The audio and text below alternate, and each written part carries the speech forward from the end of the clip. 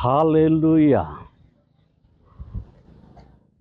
Saudaraku, saat ini saya sedang berada di tempat pemakaman umum Pondok Ranggon, Jakarta Timur.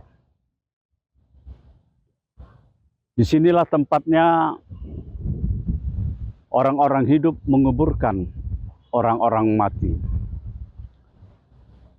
Disinilah tempatnya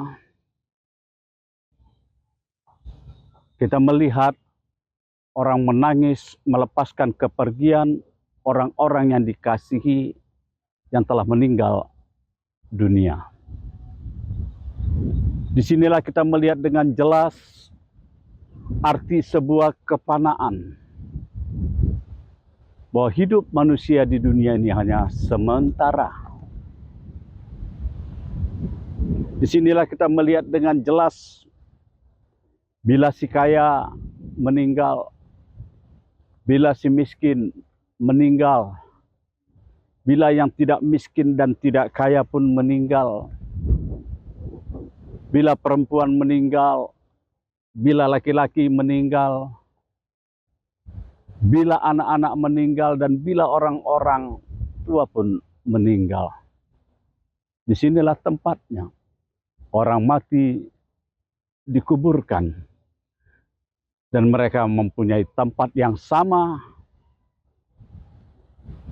dimakamkan atau dibawa ke dalam kuburan, dan mereka terbaring di bawah tanah.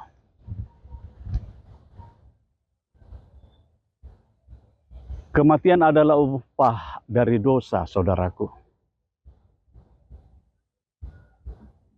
Alkitab dalam Kejadian 3 ayat 19 berkata, karena engkau berasal dari tanah dan akan kembali kepada tanah.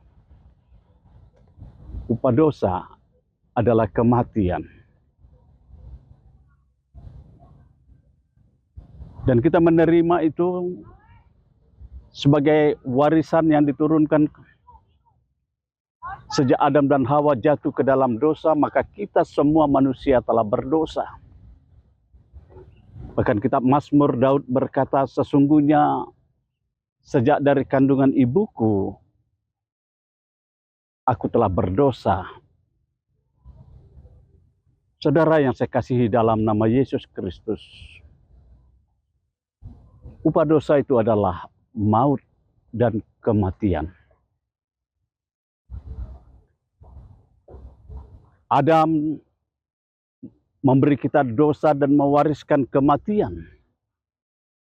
Tapi tahukah saudara, Adam yang kedua datang, dia mati untuk menebus dosa kita dan memberi kita hidup.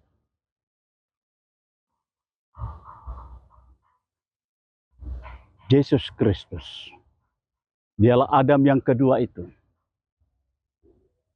Saudaraku, apa yang kita lihat di sini, ini bukanlah akhir dari segalanya. Kematian ini bukanlah akhir dari segalanya. Sebab Alkitab mengatakan akan ada kebangkitan. Dan orang-orang yang akan bangkit itu akan dihadapkan kepada pengadilan Kristus, supaya mereka menerima upahnya, baik oleh karena perbuatan baiknya maupun oleh kejahatannya.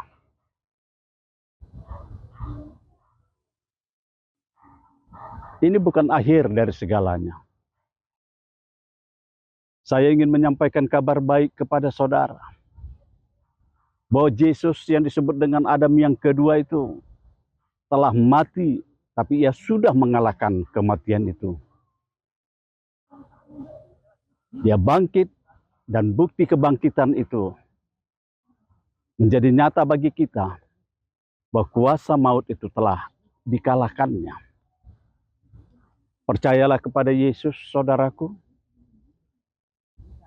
Terimalah dia sebagai Tuhan dan Juru Selamat hidupmu. Sebab, saudaraku, firman Tuhan mengatakan dengan jelas bahwa Tuhan mengasihi saya dan mengasihi saudara. Firman-Nya berkata, karena begitu besar kasih Allah akan dunia ini, sehingga dia mengaruniakan anaknya yang tunggal, supaya setiap orang yang percaya kepadanya tidak mati binasa, melainkan beroleh hidup yang kekal. Percayalah kepada Yesus, terimalah dia sebagai Tuhan dan Juru Selamat hidupmu. Firman Tuhan berkata dalam Kisah Para Rasul 4 ayat 12, sebab di bawah kolong langit ini tidak ada nama lain yang diberikan kepada manusia yang olehnya kita bisa diselamatkan, kecuali nama Yesus Kristus.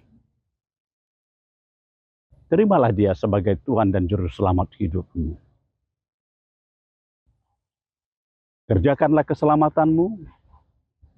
Tuhan Yesus kiranya memberkati kita semua.